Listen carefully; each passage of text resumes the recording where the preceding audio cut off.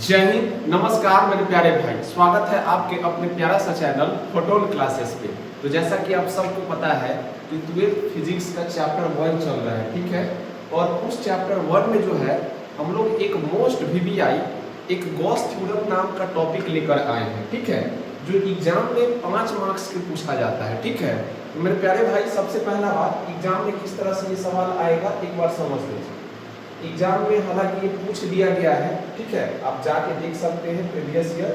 और जो भी बच्चे 2027 में परीक्षा देने वाले हैं उनके लिए तो फिर समझिए कि रामबाण साबित होने वाला है, ठीक है।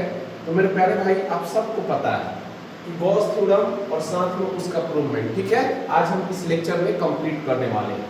तो देखिए, सबसे पहला बात, गॉस थ्योरम क्या होता है इसको समझ लेते हैं भाई। गॉस थ्योरम, इसको हिंदी में बोलते हैं गॉस का प्रमेय। गॉस का प्रमेय, ठीक है, ध्यान से समझिएगा, गॉस का प्रमेय। अब ये है क्या गॉस का प्रमेय, ध्यान से देखो भाई। गॉस थ्योरम कहता क्या है कि किसी भी बंद विद्युतीय सतह के लिए, किसी भी बंद विद्युतीय सतह के लिए विद्युत फ्लक्स सतह के कुल आवेश का 1/ε0 गुणज होता है।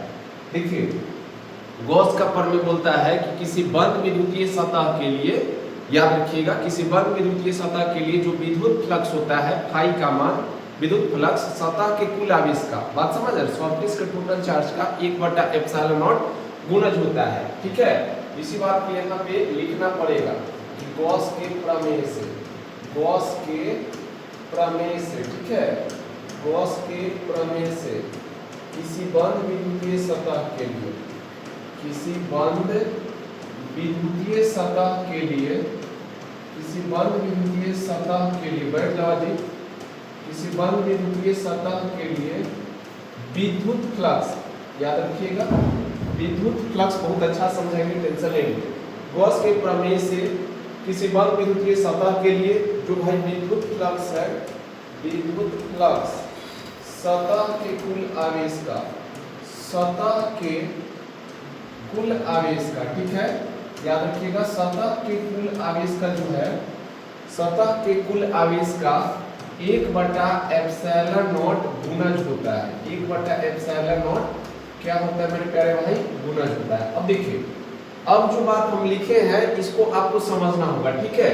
अर्थात कहने का मतलब आपको इस चीज को समझना है, इस चीज को समझना है मेरे प्यारे भाई।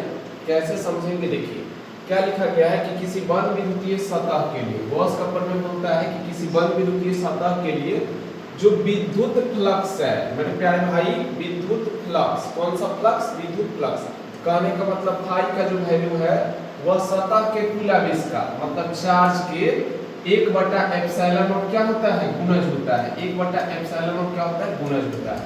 तो यहाँ से अगर हम फाई निकालेंगे तो Q में 1 से Q और नीचे क्या हो जाएगा, ε0, मतलब जो फाई का मान होता है वह Q/ε0 होता है। याद रखिएगा, गॉस थ्योरम में फाई का एक सूत्र आया, फाई बराबर Q/ε0। आप सबको पता है कि ε0 का जो वैल्यू होता है वह कितना होता है, 8.85 गुना 10⁻12 कूलम स्क्वायर पर न्यूटन पर मीटर स्क्वायर। याद रखिएगा, ये भी प्रश्न आपसे पूछा जाएगा, ठीक है। और ये वाला जो आपका फार्मूला है गॉस के थ्योरम में फाई का, ये इंपॉर्टेंट है, ठीक है। और ε0 का वैल्यू कितना होता है ये भी आप याद कर लेंगे। तो भाई गॉस के प्रमेय खाली लिखिएगा तो आपको मिलेगा 2 नंबर, कितना नंबर, 2 नंबर। अब देखिए, इस थ्योरम को प्रूव करना होगा भाई। गॉस के थ्योरम में फाई बराबर Q/ε0 फार्मूला आया, इस चीज को आपको प्रूव करके बताना होगा, तब जाके अगला 3 नंबर आपको मिलेगा। अब उस अगला 3 नंबर को कैसे प्राप्त करें देखिए।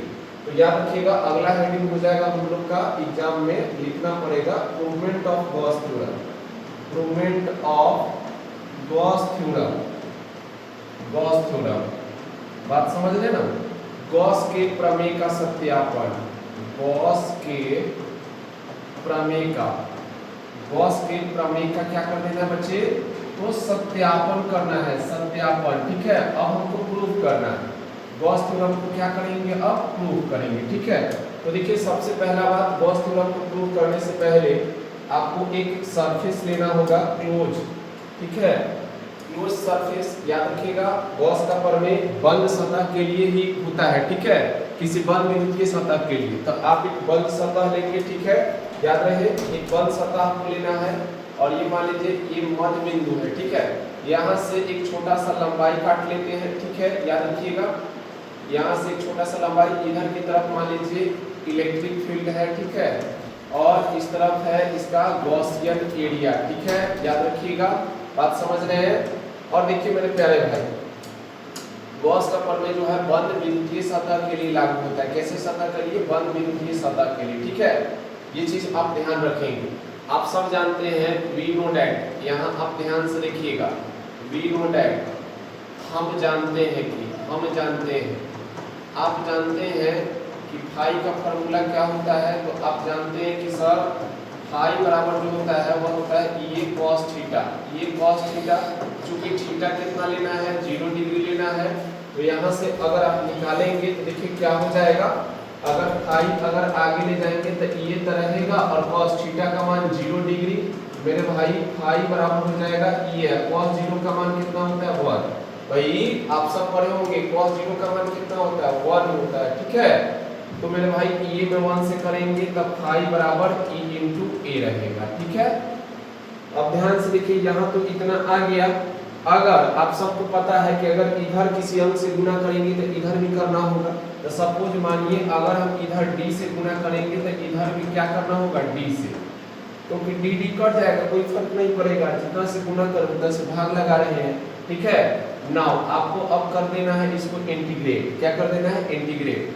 फाई को इंटीग्रेट कर देंगे, लिमिट लगा देंगे 0 से 4 पाई आर स्क्वायर, ठीक है भाई। डी फाई को इंटीग्रेट करना होगा, ठीक है, फाई के फार्मूला के लिए। तो फाई बराबर 0 से लिमिट 4 पाई आर स्क्वायर रहेगा और डी फाई का मान देखिए यहाँ है, डी फाई का मान रख देंगे e into D A, e into क्या रख देंगे डी ए, ठीक है। अब ध्यान से देखना, अब आगे इसको बढ़ाएंगे तो मेरे भाई फाई बराबर हो जाएगा आपका ई, यहाँ पे कांस्टेंट है तो ये बाहर हो जाएगा, ई क्या हो जाएगा बाहर, और बचेगा किसका इंटीग्रेशन डी का, लिमिट 0 से क्या हो जाएगा 4 पाई आर स्क्वायर। और आप सबको पता है कि डी का इंटीग्रेशन क्या होगा, जल्दी से बताओ। तो डी का इंटीग्रेशन ए होता है, और जब इंटीग्रेशन खत्म हो जाएगा तो बड़ी ब्रैकेट है, लिमिट लिख देंगे 0 से 4 पाई आर स्क्वायर। अब अपर लिमिट माइनस क्या कर देंगे बच्चे, lower limit, upper limit minus lower limit, मतलब 4 पाई आर स्क्वायर में से 0 कम करेंगे, ठीक है। और फाई बराबर आप सबको पता है कि इनटू क्या बचेगा, सिर्फ 4 पाई आर स्क्वायर। और इलेक्ट्रिक फील्ड का फार्मूला आप सबको पता है ये वाला 1/4 पाई एप्सिलॉन नॉट और q बटा क्या होता है आर स्क्वायर, ठीक है, इनटू 4 पाई आर स्क्वायर। इसके नीचे क्या भर देंगे 1। अब देखिए इसको कट करेंगे, ठीक है, कट करिएगा तो 4 पाई से 4 पाई जाएगा, आर स्क्वायर से आर स्क्वायर जाएगा, इसलिए फाई बराबर फाइनल सूत्र ऊपर q आया और नीचे एप्सिलॉन नॉट। देखिए यही फार्मूला क्या करना था, प्रूफ करना था, ठीक है। तो ये हो गया बच्चे प्रूफ। अब यहाँ आपको मिलेगा 3 नंबर और यहाँ आपको कितना नंबर मिलता, 2 नंबर मिलता, ठीक है। तो याद रखिएगा इस तरह से आपको गॉस के थ्योरम को प्रूफ करना है और साथ में लिखना है, ठीक है। और एग्जाम में 5 नंबर मिलेगा। 2027 में अगर आप एग्जाम दे रहे हैं तो एक बार इस वीडियो को जरूर देखिएगा, ठीक है।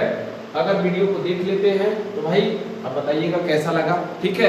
अगला नेक्स्ट लेक्चर हम इसके एप्लीकेशन का लेकर आएंगे, ठीक है मेरे प्यारे भाई। तो चलिए आज के लिए इतना ही, मिलते हैं नेक्स्ट लेक्चर में, तब तक के लिए जय हिंद।